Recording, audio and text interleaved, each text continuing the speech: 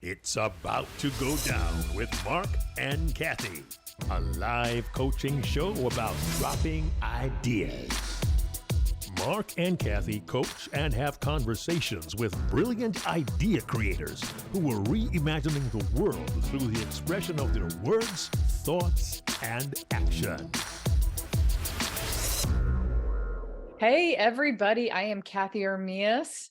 And I am Marc Williams, and we want to welcome you to another episode of It's About to Go Down.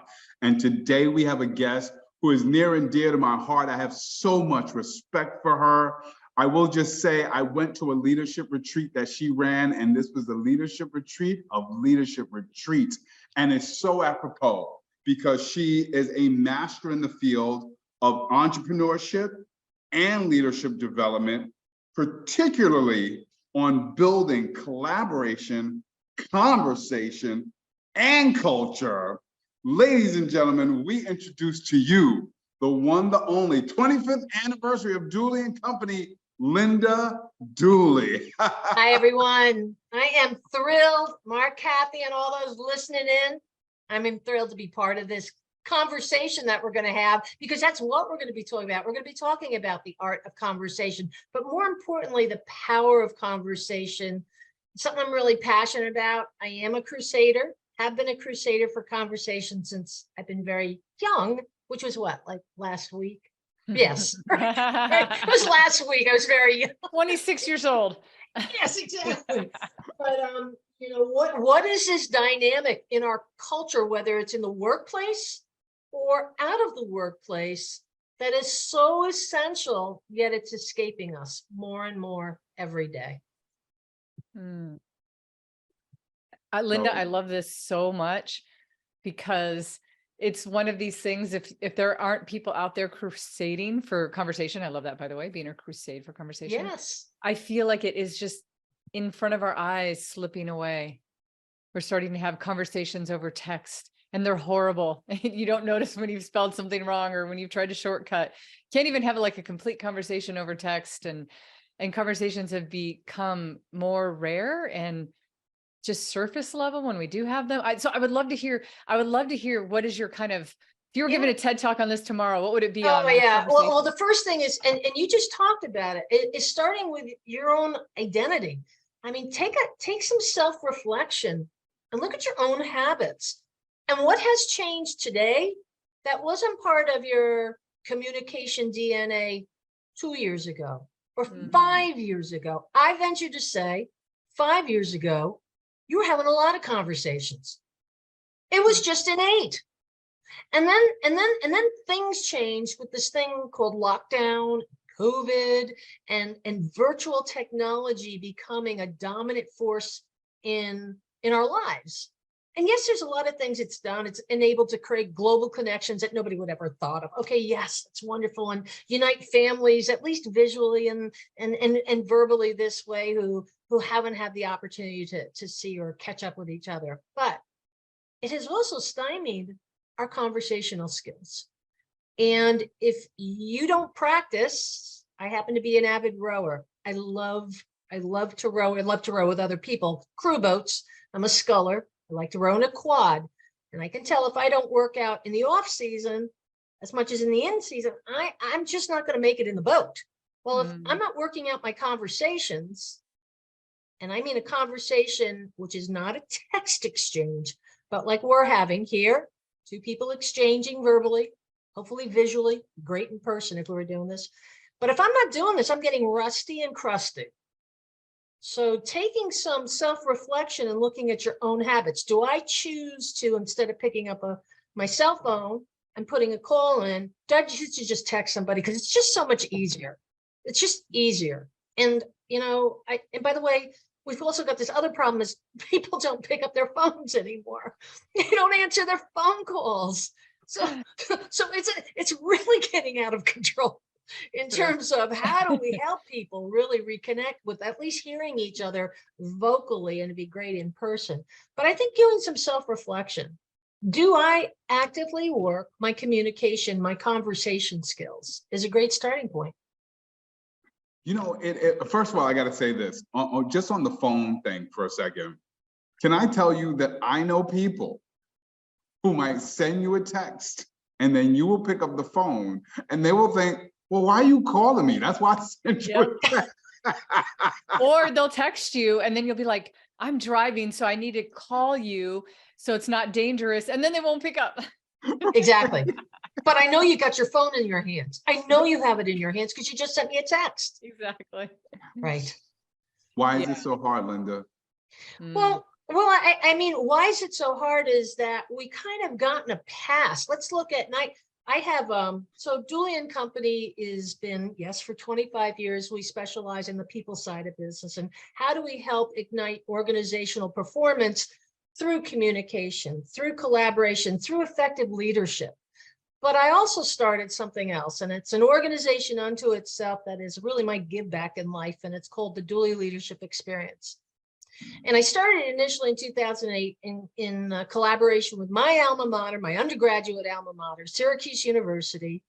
And I did it because I had this passion of really wanting to help our new grads, our graduating seniors, effectively integrate into the workplace. And what I was seeing is when you get out of this college bubble, and I was seeing this through my work in my consulting work with, generally we work with Fortune 100, large complex organizations, is these new grads come in. Now you don't have a syllabus. Okay, so I can't tell you when you're going to have that test and what you got to read, right? There's a lot of stuff I've got to figure out. I don't get to pick my team. Okay, that team has been picked for me. Probably not the same old generation like me. And I've got to figure out how to build rapport, how to get people to want to trust me, how to get people to want to give me like some really great, compelling assignments, and also how to learn this thing called the culture and the DNA of an organization. And I didn't get the game plan for that one. I got the diploma, and I'm really smart with them in engineering skills or finance skills and all, but somebody didn't give me that game plan about here's how you integrate into an organization. So I wanted to help. Well, how could I better help my alma mater by helping our seniors going into the workplace really dazzle their employers? So the Dooley Leadership Experience was really started to help build networking skills, conversational skills, self-confidence skills, really fundamentals for your personal success in the workplace, but also out. Because you're probably going to move to a new community, maybe, and you're going to have to meet friends. Whoa, that's another big challenge. So through my work with the Dooley Leadership Experience, which has now morphed into a global organization not tied to Syracuse University, and to Marc's point, we have things like leadership retreats and year-round programming and workshops. I get to see next generations coming into the workplace. It's a privilege to see next generations. I spend a lot of time with people who are, you know, emerging out of college, a couple years out of college, or just about.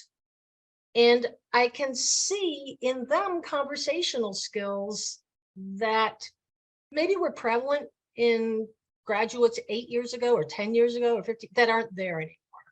And a lot has happened for a number of reasons. I mean, there's this thing called video games that have come and been a great, you know, well, I won't say great, but have been a babysitter for young folks, infants who became big folks and graduating.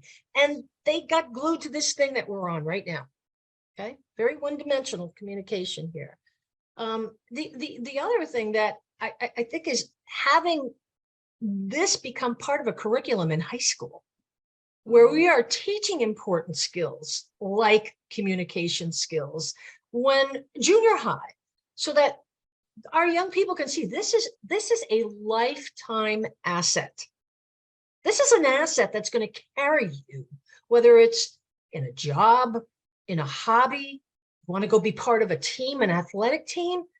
This is really a core fundamental for success. You're being able to communicate helps you connect with others.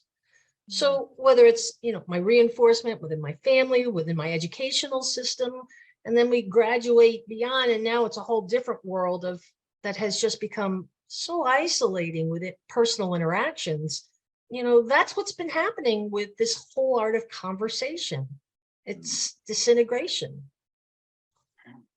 You know what I like the best about what's kind of bubbling up for me right now is there is a big distinction, I think, between communication and conversation. Yes. Because even if we teach communication, we're teaching somebody how to speak, but we're not teaching them how to engage necessarily. Good communication would be. Yes. Good communication should be a conversation for sure. But I think going straight to conversation says that there has to be a two-way. There has to be a two-way conversation. There has to be a two-way communication going on. Yeah, Mark, you teach public speaking, right? I do. I teach public speaking and communication. Yes.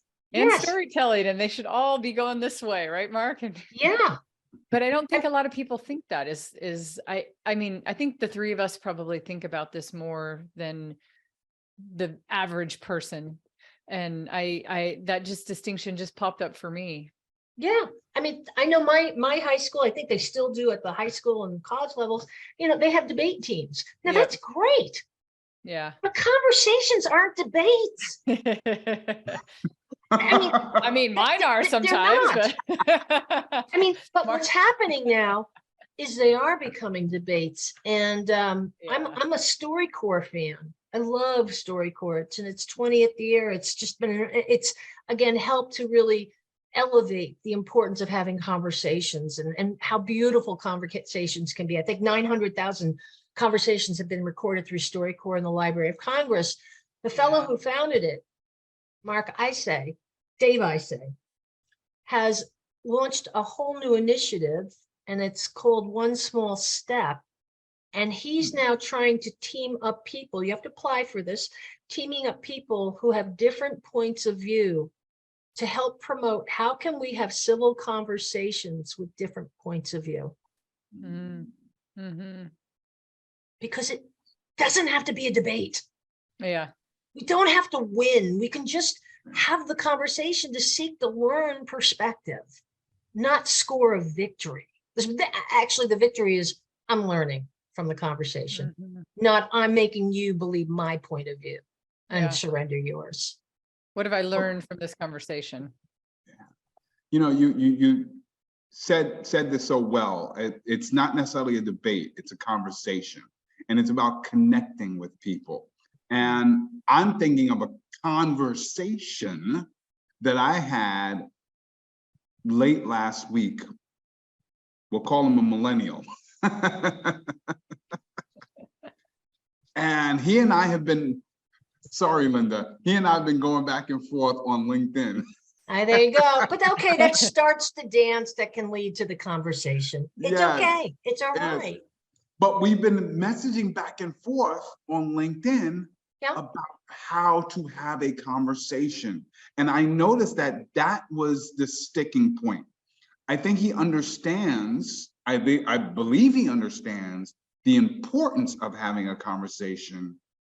But what he's struggling with, and what I assume a lot of people are struggling with, is how do you start the conversation? How do you carry the conversation? So I'm curious. Cathey always says it, you're giving a TED talk. How do you talk to an audience, a worldwide audience, about how to start and how to carry a conversation? So there's two tips that I really want to offer. And one is really embrace small talk. A lot of people, I tend to work with technical organizations, and small talk is something that is just, can we just get to the point? Well, this small talk helps me kind of build a little bit of a rapport, get to know you, and it actually serves a valid purpose. And small talk is so underrated and undervalued. So we've got to restore the luster. It's a small talk. And that takes practice. So number 2 tip is, let's believe that small talk adds value. 1, small talk adds value.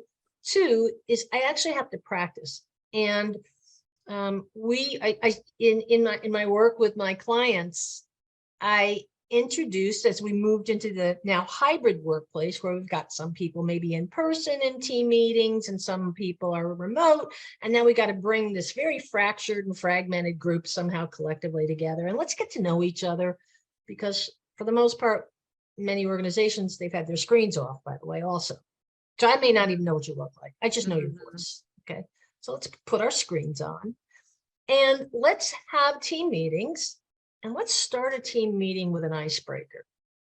And the success that we've been having is where we have a different member of the team responsible for asking the open-ended question. So this is not a yes or no question. It's an open-ended question and something that is fun, and it gets to reveal some aspect of people, you know, like, who's your favorite action hero? All right. It's Creed 3 for me. I love Creed.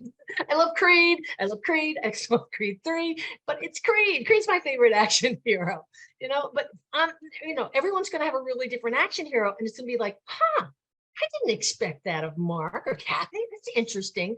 So having something fun, that's an icebreaker, start opening meetings, and we practice now small talk. It's going to force small talk. It's going to force me to think something about you that I didn't know. I'm like, oh, Linda likes Creed. Whoa, who would have thought that, you know? So practicing icebreakers, injecting them into meetings, having team members, everybody gets a responsibility of asking that icebreaker at this week's team meeting. Just little things like that. Deliberate, but they're very deliberate actions that I'm saying. We're not going to say, well, we don't have time for that this week. We're going to always have time for this and spend the first 5 minutes doing this, because it's going to be something we have fun with. And it's not put the icebreaker question in the chat in the teams. It's we want to, okay, because that's not going to help us. It's let's call it out. Obviously, it's hard if you've got a team of 25. So you may have to start with the chat and then have people who've got something usual say, hey, would you tell us a little more? But it's just an easy way of gaining comfort and asking questions and breaking the ice in relationships. Yeah, I mean, who would have known just from that question that all three of us love Creed? Yes. Mark and I just saw Creed 3 together. I was in New York, Oh and my God. I went with his family, and we all watched it together. So Awesome. we are definitely fans. Oh man, you should have seen me watching that. It was awesome. But you're right, Linda. It's that connection point on things that you might not know. Just hearing that. Okay. Yeah. My brain's already like putting this together, Mark, because I'm hearing a lot of stuff that I'm like, oh, we know the answer to this. It's not like we know the answer, we just don't do it. Right. And so if I were coaching you, Linda, to give a TED talk, I think the big idea that you would have would be somewhere in the space of that. We would craft it around that. It's like, we already know internally, we know how to connect with other humans. We're doing this weird thing right now where we're trying to not, but we actually know, going back to our roots and who we are as humans and telling stories, we know that. So my big thing would be like, how do we get people to practice it? How do we get them to bravely, like, is there a, for instance, is there a golden, conversation question that you ask somebody at the store or something that you're immediately going to get a great answer? So everybody loves this. So tell us about yourself. So tell one thing, about yourself. But I'm a believer that okay, so I'm not a fan of texting my coffee order. I'm going to give people an easy way to start this in practice. Don't text your coffee order in where you go and pick it up. So actually, you're going to have to now stand in a line. This could be paralyzing for people, right? To stand in a line. I have a coffee shop that I like very much in my community. I happen to live in the Berkshires of Western Massachusetts, and there's a coffee shop named Dottie's that I'm a fan of. And I know when I go to Dottie's, I'm going to have to wait in line. It's very popular. I could choose to wait in line and do this. But I choose to wait in line and leave my cell phone in the car and take visual cues and compliment somebody. Maybe they've got some great shoes on, the person standing in front of me. I will break the ice and start a conversation with someone in front of me, behind me, create some fun in the line, and make that a conversational adventure to get people, okay, let's all kind of get to know each other. I'll tell you how I really got started with this. I happened to move to the Berkshires I was living in the Metro New York area for 25 years, and I moved full-time to the Berkshires. And I needed to create a new network. I needed to meet people. And my practice of meeting people would be to go to this coffee shop that I became a regular at and try to meet 3 people a day that I didn't know by standing in line, waiting, making small talk. There's a communal table. There's separate tables, but there's also, and this is another thing to look for if you have a favorite coffee shop, is there a communal table? Communal table, anybody can sit at. You're going to strike up a conversation. And I started building my network 1 cup of coffee at a time by having conversations. Pretty powerful, great way to, if you're going to move, build your network in your new community, but also practicing and getting other people to just be comfortable with doing this. Like, who's the crazy person behind me asking questions? But I'm not. I'm just going to have some fun, because you know what? We're going to not believe it's going to take 10 minutes to get a cup of coffee. We're going to forget about that because we're having fun in the line and we're getting to meet each other. So I am a really big fan. The other thing is my another practice, whether you're over 21, sit at the bar and have a conversation. Put your cell phone away. Before COVID, I traveled about 80% of my time. Okay, I'm traveling alone on business. And I wanted to learn communities where I was going. My clients had operations there, learn what's hot within their communities. What are people buzzing about? And so sitting at a bar at a restaurant that had a bar and making conversation with the people around me was really good practice. Now, if you're not 21 and you happen to live in a place that has something called a diner, diners tend to have where you can pull up and sit at the communal counter and you can have a conversation with the person who's going to come and take your order. Someone's going to tell you, come and fill glasses of water. And you can just start building community through your conversation there. Diners are great. And that was a technique. And I said, I learned the art of conversation when I was young, just a couple of years ago. But as a kid, I watched my father. He was having a mentor and a role model is real helpful. So if there's someone that you admire in their art of conversation and asking them about it and getting curious on how they specialize in it would be great.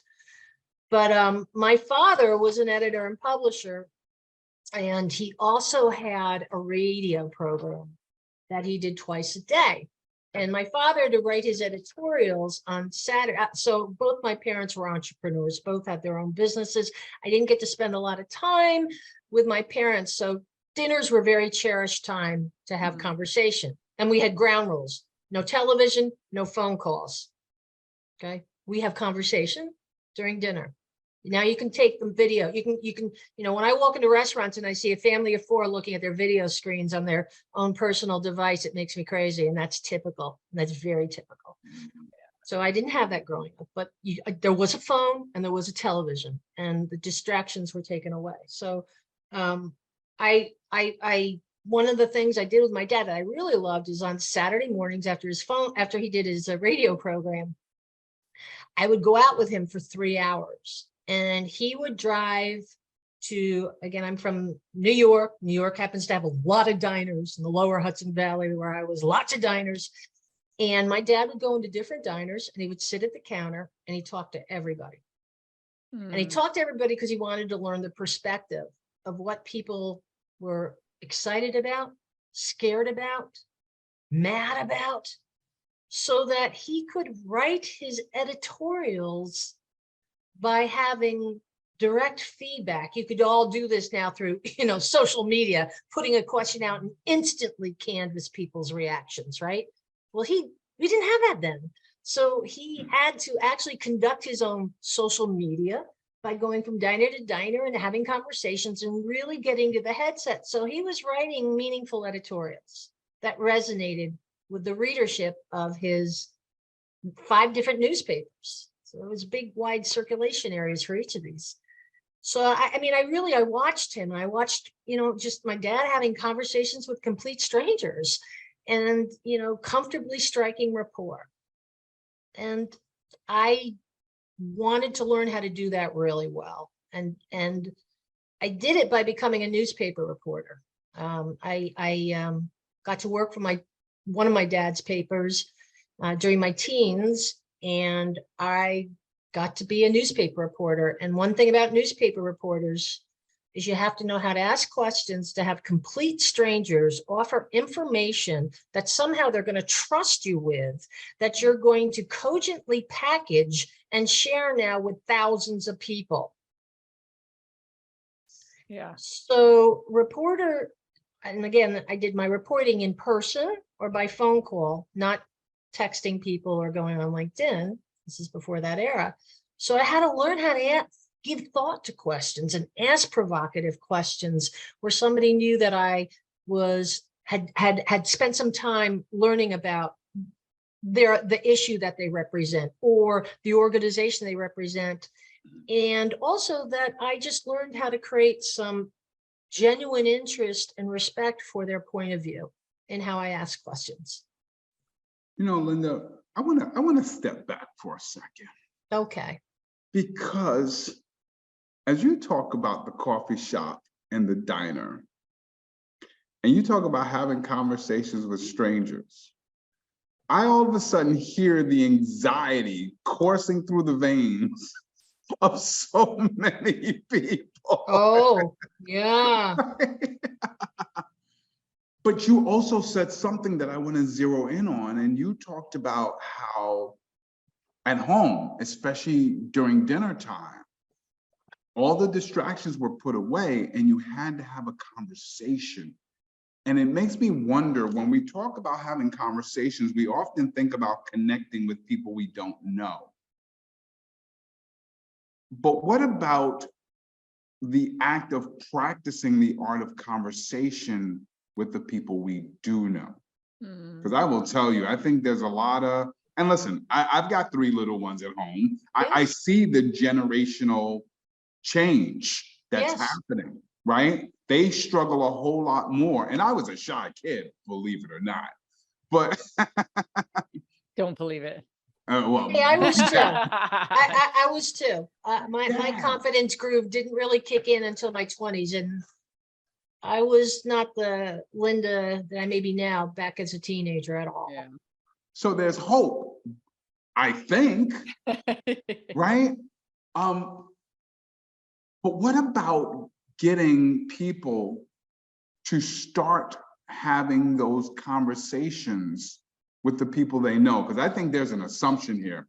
And the assumption is it's not only hard to have conversations with complete strangers, it's getting harder to have conversations with people who you even live in the same house with or sit across from the desk with. It's insane. Okay, so once again, it goes back to how many devices are in my ear or in my palm that are going to prevent me. But this happened to be last week. We happened to have 2.5 feet of snow in the Berkshires last week. Yay. Right. So as a result, schools were closed. And I actually went into my favorite coffee shop. This is not Dottie's. This is another one called Lulu's. See, we have fun names for coffee shops. The Berkshire Lulu's, Dottie's. And I noticed that there were 2 kids, which generally are not in the coffee shop when I go in there. And one was actively greeting me at the door, and the other one was standing behind the counter trying to learn how to make a latte. And they both instantly talked with me as I'm standing there. I know the owner, and actually it turns out there's co-owners, but these kids are interacting with me. They're 3 and they're 7 years old. And I am taken away by their comfort level with interactions. So one of the fellows who owns a shop, I said, who are these little people? Who are they? And it turned out to be his partner's kids, and they didn't have school, so they came to work, they came to work day, right? And his partner came out, and I said, I gotta praise you. I mean, I gotta show appreciation to you, because your children are extremely comfortable having conversations, and I'm this like zealot about conversations. And whatever you're doing, I'm just kind of curious, because they're naturals and things haven't changed too much. They have ground rules. They have family time. We put away devices. During family time, we have conversation. And nobody breaks the rules. We respect our ground rules, and we have conversations with each other. So, it's like, yeah, things haven't changed so much. I'm going full circle back to my upbringing, and we don't answer the phone, we don't watch TV. We have conversation where we're going to sit down and happen to be over meals and have family time together. It was the same ingredients. I don't know how many families are actively doing that these days. I don't know. Yeah. Marc, I thought you were going to say this. So I love this, because I feel like I'm hearing this stuff and I'm like, we know this, we need to practice. We need to practice. I'm going to bring up something I thought you were heading, Marc, because I think this is when you got to that point where you're like, yeah, there's some people that ice is running through their veins when they're thinking about speaking. And because there's some people, and you both admitted you were painfully shy when you were younger, and both of you have obviously grown into be both very good conversation starters and carriers and whatnot.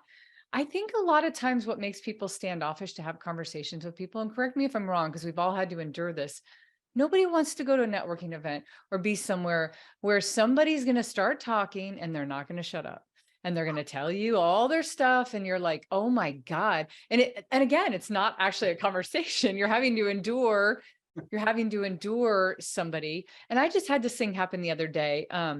It was really cute. And so I felt like I had to navigate the situation, but my husband and I were celebrating our 5-year anniversary of dating, being together. Thank you.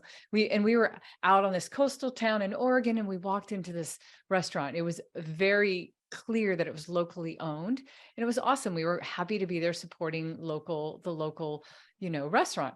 And the guy was so excited. We were the only customers in that day. He came over and he starts telling us about how he grows his own beans, and he uses a bean different than a pinto bean, and he makes his own salsa, and where he's gathering all of his stuff for his salsa. But he came over like 15 times, and he kept talking to us. And we're sitting there, we're like, oh my God, it's so great. And we're trying to like eat and enjoy this moment with each other. And it was like, he was having a one-way conversation. And so it made me think, because it was a very extreme situation.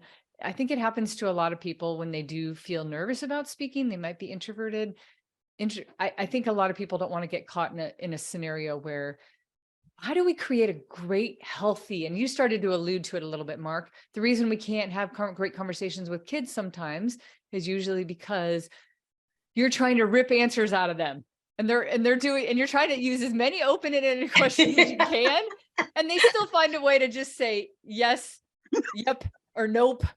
Nope.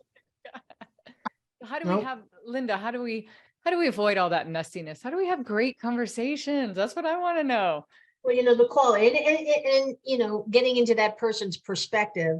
So you were his only customers, is that correct? Yeah, you were captive. You were captive. However, did you get to know his name? George, yeah. Whatever. Hey, George. Enrique. Yeah. So hey, Enrique. By the third or fourth time over, Enrique, we actually have a special event that we're celebrating, and we're really happy to be doing this at your place. But we need some catching up. So we're excited to learn about what you do in your special ingredients or all the love and care that you're putting into your restaurant. But right now, we've got to capture our moment, and we're capturing it in your restaurant. So if it's okay with you, can we get some private time for our conversation? It's okay. It's a conversation boundary is what I'm hearing. It's okay. I Yeah. mean, I like your networking example because there are so many people who feel like, I don't know how to do this. You know, I got, and you can, gracefully say, you know what, I've enjoyed catching up with you. I have a colleague that I'm expecting. They're not here yet. I want to find out if they're on their way, or I just saw a colleague of mine that I really would like to connect with, haven't. And I want to thank you for be proactive in helping them understand there's a reason I need to disconnect right now. Mhm. And, it's not your breath, or maybe it is, but it's just, I came here and I need to interact with, this is networking. I want to interact with a number of other folks. And there's one that has just walked in that I really, really want to go make my introduction to. I know that feels clumsy, but the more you do it, the more natural it becomes. And it's not rude. I mean, if you just say it in a matter of polite way, I mean, the worst thing to do is just start looking at your, phone. And what if you're the one that's not that's talking too much and you don't know? well, that's the thing. You need to, and by the way, here we're talking about conversation. I need to make sure that my conversation also isn't offending somebody in the questions that I'm asking. So I need to be able to read the verbals, the visuals, the non-visual cues that are happening. Or I need to understand, particularly if it's a Zoom, it's even harder to read those, right? If I'm trying to create a connection over Zoom and they have their camera off, right? I've got to listen really much into the tone or the hesitancy. So it's requiring us to be a little bit more observant, whether it is visually or vocally, in are we asking the right kinds of questions, or are we asking uncomfortable questions? If I watch somebody squirm, I know, boy, this was probably not a good question to ask. Mark, I think we should play a game, and here's the game, because I like what Linda just said. It was so great. Because when you first started saying what we should have said to Enrique, I was like, oh, John actually said that. He said that and he got it up to a point. And then I was like, oh, he didn't say that. Oh, he didn't say that. I was like, because he did. He goes, oh, we're here. We're so happy to be at your place. We're celebrating 5 years. We're so happy to be out of Portland. And, but we didn't say the things that you said after. I wonder, Mark, if we could, all three of us could really quickly practice for the audience. I think it would be fun. And I could see this being a really fun thing if you were giving a TED talk on this, Linda. I think teaching people conversation boundaries. I just came up with that term while you did that, while you were saying that. I was thinking it's like you put a boundary around it. We should practice, Mark, doing what Linda did. Like pretend like we're talking to somebody and we need to cut that short, or we need to, or one of two things, or find a way to say, hey, subtly say, hey, you haven't asked me anything about me. Not one thing. How can we inject that? Like try it with a line. I don't know. What do you do? Yeah. Mark, what do you do? You want to go and first? That's the other one. You've seen it when somebody, you're having a conversation and somebody comes in, right? Incoming. And you've been talking to this one, and now you've got to try to include this incoming person because it's really awkward for them because they're really trying to practice networking skills. Again, this is terrifying. It's really scary. And you got to try to include them in a conversation that was intended for, or just say, you're doing that thing. Excuse me, I'm, sorry, hopefully they have a name tag, or the person. It's like, oh, we are just finishing a private conversation. Can you just give us a couple more minutes? And I would like to catch up with you a little bit, but right now I've just got to finish this conversation with Mark. It's really important. Yeah. Wow. I love that you mimicked the shift of the eye contact. Like, hey, Cathey. Yeah. Oh my God. Linda, do you know Cathey? Cathey, let me tell you. Right. Oh my God, I think we're good at this. I'm having so much fun just imagining the scenarios. Well, we've all done this. Because it's so much more than I think just, asking people questions or engaging. There's an art to having a really successful conversation. And I knew that if we went a little bit deeper with you, Linda, we'd hit some of that genius and and this is when I was going back, rewind about 20 minutes ago or 25, but I'm saying, let's look at the curriculum of high school classes, curriculum, junior high. I mean, everyone chants networking. It's how you get your first job. It's how you're going to get your first great internship in high school.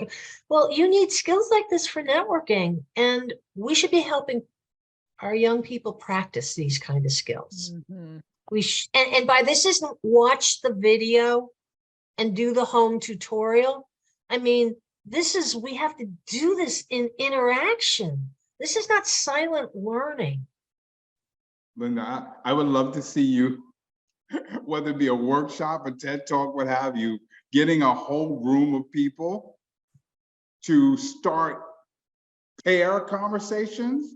But the challenge is that whatever the time frame is, you have to have a one-on-one conversation with as many people as possible. And the reason why I thought about that is because if I have to have as many conversations as possible in this limited amount of time, how do I practice what Cathey so eloquently called as a conversation boundary? How do I transition? Listen, Linda, I love you, but I got to talk to a couple other people in the room. Yeah, but if we're at a networking event, it's like reminding them, hey, we're here to meet a number of people. And, we've spent quite a bit of time together. Actually, it's about 7 minutes we've spent together. But our goal, at least my goal, I got to presume it's yours too, because we're at a networking event. We got to go meet some other people. Let's stay connected. Catch me on LinkedIn. Let's definitely connect on LinkedIn if I'm meeting for the first time. But, the mutual goal that brought us here probably wasn't the hors d'oeuvres, probably wasn't the cash bar. It was probably the opportunity to meet some other people. And let's not leave this disappointed. That's the what's in it for me for both of you, because you showed up there, unless you're the sponsor of the networking events, you showed there with the intention of meeting people.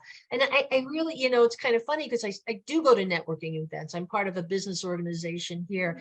And I kind of set a goal, like how many people do I want to make sure I interact with? And I don't know if people do that, but you should not go in and just gravitate to the one face that I kind of remotely remember. And, that's my new magnet.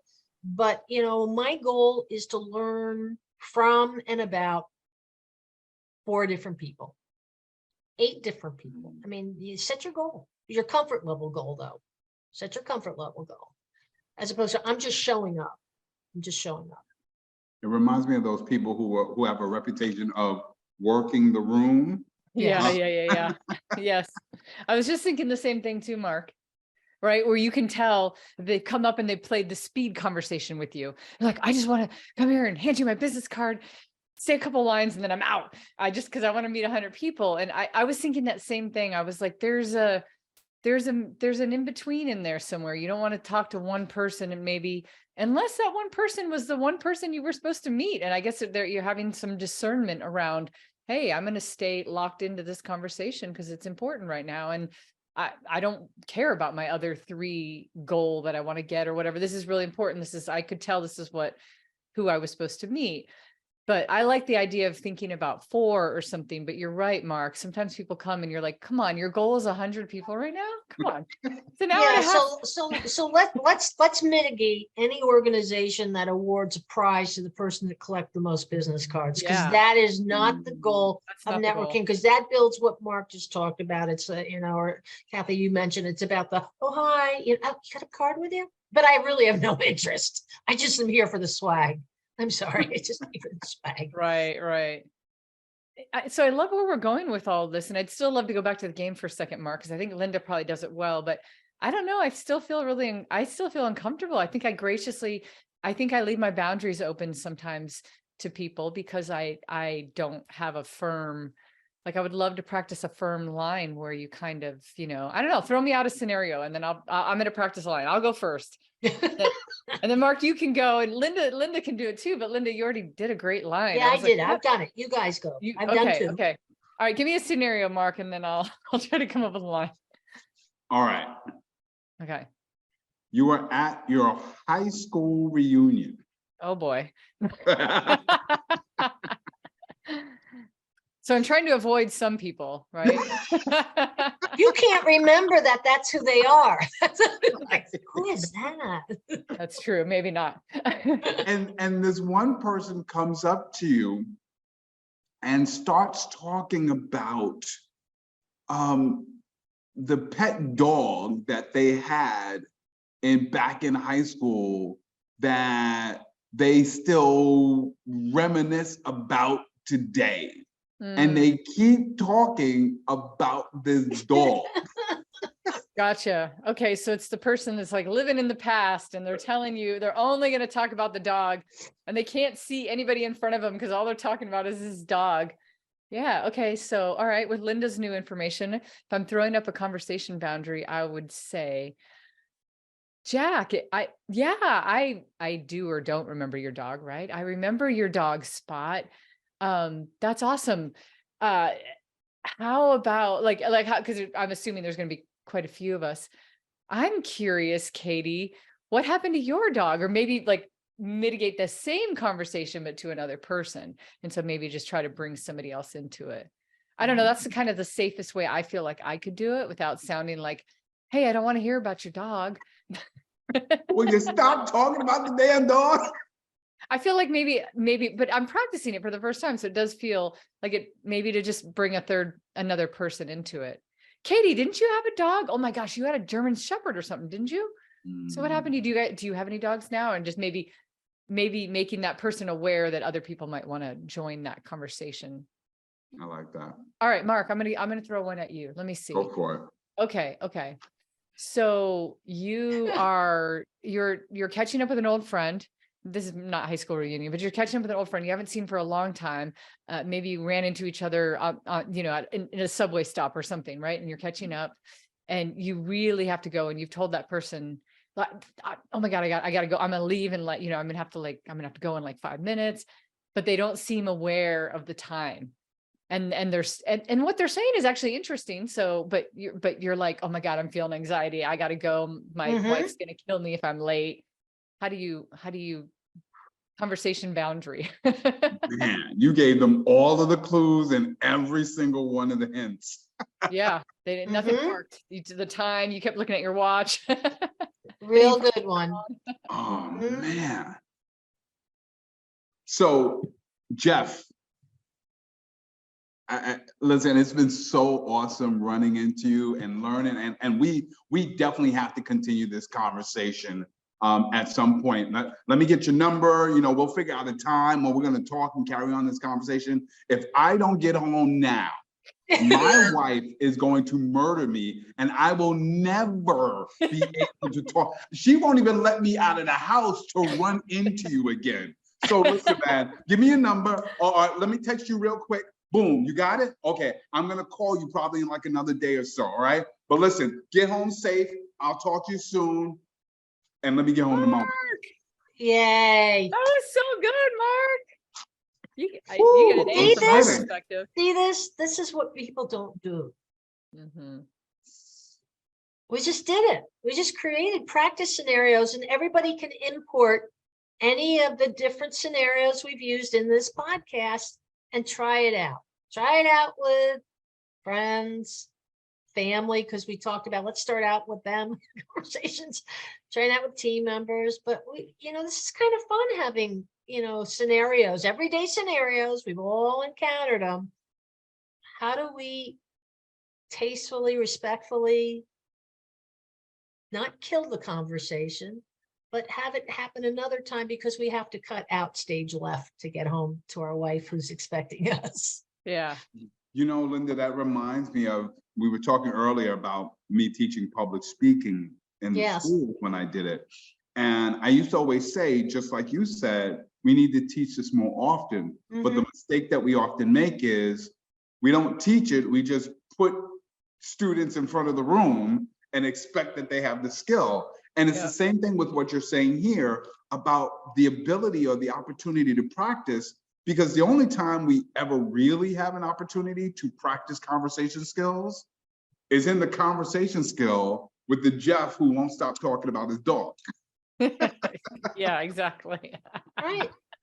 We're probably not taking workshops on the art of conversation. We're probably not doing that sort of thing. So if anything, the most attended type of training like this is public speaking. But that is speaking one way. That is a one way. And that's all good because it helps people stand up and look at people and have to make eye contact, have to learn inflection and pauses. It's wonderful.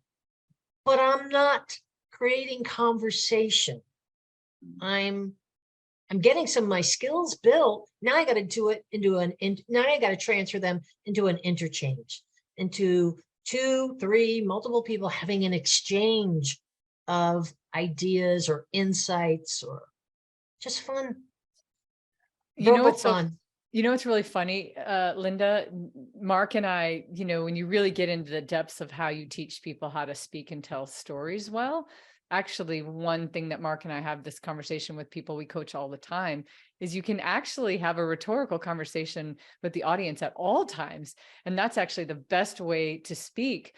But a lot of people get that nervousness of like, oh, I have to get in front of a group of people. I have to talk. And so they end up becoming that Jeff guy that won't let you go at the subway or that's talking about the dog, even via this space where your knee jerk would be like, well, I'm supposed to be talking to you. And it's like, yeah, you're supposed to be kind of talking with me more conversationally, not really at me. And so even in that space, like Mark and I are constantly teaching, how do you have a conversation through your words and your stories that involves the audience and their thoughts and kind of breaking down this invisible wall between you and them. So I even love thinking about that. That makes me. Yeah, bingo. I mean, it's going full circle back to my first comments about having self-awareness in our leadership training that I do in my in Dooley and Company. In our leadership development training is on one perspective that we work really hard to help convert is your goal is not to go talk, and you said it, Cathey, not to go talk to people. You want to go talk with people. There is a vast difference. And if you can just keep that as a mantra for you, as a conversational mantra, you start to realize that talking to means I just need to get my perspective, my demand, my order, my task. I need to get that through versus I need to get some input back on like, are you clear on that task? Does this sound like an exciting project for you? I love that. I love the distinction of just even, it could be such a simple thing when you explain this, Linda. It's like, we want to talk with people more, not at them, not to them, more with. That's the sticking point. Yeah. That's the sticking point. And I think that's the pressure that a lot of people give themselves when they're going to these networking events. Like the young man that I was talking about the other day, I felt that was the pressure he was creating for himself. Like, what do I say? What do I talk about? And it's like, well, no, it's not about you talking to, and it's not about you. Cathey and I always say it's about the other person, right? How to win friends and how to win friends and influence people. And the biggest thing is, if you want people to take interest in you, you've got to take interest in them first, right? So how are we doing that through those particular conversations? And part of that is the question technique that you talked about earlier, right? Which reminds me of this. On that topic of starting conversations with questions, I recently discovered that we don't ask enough questions. And that might also be a reason why we struggle so much with having conversations. And the study I came across said that in a single day, the average person will only ask X number of questions. What do you think X is? This is horrible. Oh. And is this counting all the questions that we ask? Like, is it everything? Kind of just general questions of like, whatever. Okay. Yes. There's a lot of questions that don't mean anything. It's like, where you have an exchange and it's just right. Like how should you I leave doing? room for queen? Do I leave room for cream? That doesn't count. That doesn't count. Yeah, right? yeah, exactly. Okay, because that doesn't count. Do I leave room for cream? Okay, all right. Oh, I'm gonna say 3 to 5. I want to be a little more generous. I'm gonna say 12. According to the research, the average person will ask 6 questions in a day. That's sad. Right? Yeah, that is So tough. hard to believe. So that's the Yes, big, startling fact. that's the big thing, I think, Linda, is like, I feel like if you want a crusade for conversation, it's like you should ask the question to people, or be posing this to people. Like, how do we talk with people more? Maybe that's the Yeah. question. How do we talk with people more? So I'll give another tip from our leadership development training. I talked about that our goal is to talk with, not to. Another thing in helping, again, I work with a lot of managers who are introverts. They tend to have a engineering or finance background. They're not the marketing guys that can walk into the room, and the BD guys, right, or women. And when I say guys, I'm not just I'm going to be gender neutral, but so the gift, it's the gift of learning. So I want them to cultivate a perspective of getting a gift from the conversation. And the gift they're going to get is, I'm going to learn something. And I'm going to learn something about this team member, this person who's on my team, and I'm going to learn something from them. So the about is something on the personal side. The from thing is maybe something to help our team be more productive. An idea that somebody told me, well, that'll never work here, 5 years ago. And I've been waiting all this time to like say this, but what can I learn about and from someone? So there's a gift. There's a gift. There's a huge what's in it for me, which will then help us realize this isn't a waste. It's not a waste having conversation. This is really amazing in terms of the personal growth, the perspective growth. I mean, you just gaining new perspective is just a wonderful gift. I love that. I do too. That's a great, I think, tip. I loved that a lot, Linda. It's like, what can I learn about and from this other person? I think that would make conversations 77% better. I made up that.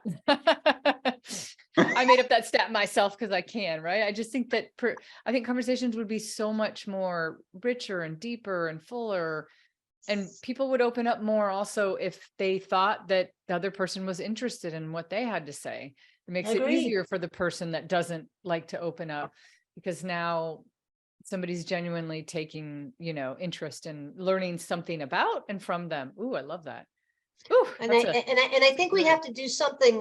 I don't know if it's still said, but I remember this when I was growing up, and we should always, parents, please, please. Children should be seen and heard. Okay? Please. Not seen and not heard. and there's another thing. I know there's this thing called the kids table, but it's a really neat thing when the kids are sitting with everybody at the table. I like that. And we haven't segregated because we just don't think their perspective is going to be interesting or have value. I mean, think about how all these paradigms start. And as a little kid, you've been put to a table. So, I mean, when I deal with new hires coming to a workplace that are, let's say a year or two out of college, and they're going to now interface with somebody who's 3 levels above them. And I hear this, well, what would they want to hear from me? Why would I want to ask them a question? What would they be interested in me? And I'm like, why? Because you're the future. You are, first of all, you've been hired to help this company get better. Of course they want to hear from you. And this feeling of, well, I'm only down here and they're up here goes back to me. For me, it's the kids table. Okay, it's the kids table and the adult table. And you know what? That's what happens, is why would they want to hear from me? So can we have a balance on this so there isn't that feeling that I'm not worthy because I'm only down here? I'm measured by either my pay level or my title. Come on. Yes, stop that. I mean, talk about wanting to build equity in a workplace. There you go. There you go. Love it. Ooh. And that, my friends, is a great tip to end on. I mean, that was awesome, Linda. I love that. I mean, I think, this conversation has been pretty enriching for me. I'm sure for you as well, Marc, because we converse a lot, but for me, I liked the fine tunings that we talked about, but Linda, I'm interested because you are the Conversation Crusade. I'm interested to hear how your thoughts have changed in the last hour or so since we've been talking about conversations. Oh my gosh. I mean, it's interesting because I didn't have this preconceived notion about, the kids table. I mean, and it really, and maybe if I never had that conversation a week ago, getting coffee with the 3 and the 7-year-old, this wouldn't be much more as prevalent as it is in my head, that I mean, this really unlocked a lot of that to me, and saying, if I'm giving parental advice these days, which, I'm not, but I'd like to now, is my new awakening, right? Parental advice on how to help build conversational kids. Let's not have the kids table. Let's not have kids be seen and, and not heard. They should be seen and heard. And, help that when they're in junior high and elementary school, because that whole acceptance, they really do then believe I've got something to say. So I didn't come here with that in mind, but I am leaving with that big in mind. Yeah, I like that. I mean, I'm walking away with lots of things: conversation boundaries, being more self-aware, understanding how to better talk with people, not at them, finding out what we can find about and from other people. These are, I think, really rich conversation knowledge that I've picked up today. Marc, how about you? What are you taking away? The conversation boundary was really helpful for me. Yep. Right? Because that is an everyday struggle of how to transition or how to cut the conversation short. This other idea about learning about and learning from. What can I learn about this other person? What can I learn from this person? I love that because it's almost like a roadmap or a guideline for somebody who might struggle with how to start or how to have a conversation. I feel like those two talking points can really help people to guide a conversation. So that really resonated with me. Yeah, nice. Me as well. Nice. And it's, and again, we're going to go back to full circle, becoming more self-aware, be aware of your perspective. Okay. These little things that get in the way, and we may not be aware of them getting in the way of our conversation. We are aware of the person who just came in and blockaded and now is having a private conversation with me when I was talking with this person over there, steamrolled in, but we're not necessarily tuning in on these nuances of what I was just saying. I mean, do we deliberately kind of segment people because of their level in an organization? Even how you design the room or the Zoom so that is facilitated, so that we're taking away all excuses to create an open airway for conversation. How much can I do that? I have to be really conscious of that. Right. What's that? Get these out of the way for one, right? These have value, but not to personal conversations. These are not conversations. These are not the conversation builders for you. They can serve a purpose, but not for what we've been doing for the past hour. Yeah. I love it. All right. Well, everybody watching, I think there have been so many nuggets dropped. Linda, if somebody wants to follow your work and learn about your leadership training, where's the best place for them to find you? Yeah. See that last name? It's always misspelled. It's Dulye. And I'll tell you something about Dulye. It is very, very unique. So you can do your Google search, and if you spell it right, you're going to come up with Dooley and Company. So we're at Dooley.com. The DLE, the Dooley Leadership Experience, again, you can Google that, DLE at Dooley.com if you want to go on with that, with the search for that. Please, I have a really easy email address, and it's on my website because I love to connect. It's Dooley, if you spell my name right, at Dooley.com. Okay, got to spell my name right. It's the ultimate challenge. Hey, everybody watching, I think there's a challenge there to see if you can spell her name right. It's only 5 letters. Five.